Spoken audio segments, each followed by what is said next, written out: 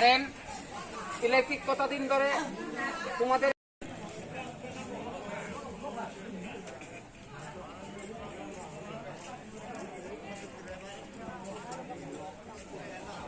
বিদ্যুৎ সংযোগটা আমাদের ডিপার্টমেন্ট করেনি।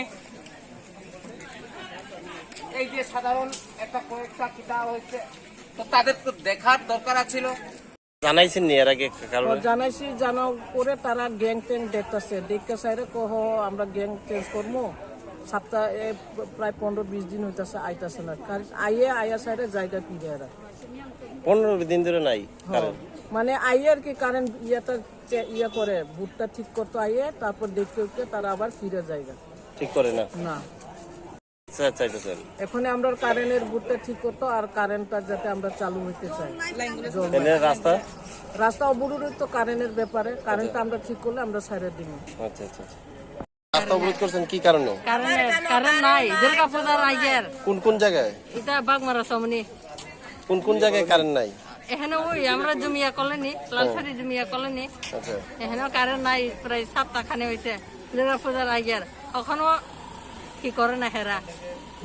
কোন ভিলেজ কমিটি এটা? Lalchhari village committee. আপনার ভিলেজ কমিটি কোনটা? লালছড়ি বিচি তো 110 টাকা হইছে। এখন 110 টাকা। এখন 110 টাকা কেটে কিনতে পারবো? গরিব মানুষ খাইতো নি, এদিকে পুরা পান্ডে দিত নি না। ওখানে সরকার তো বাড়াইছে না, সরকারে আইয়াও এরকম হইছে।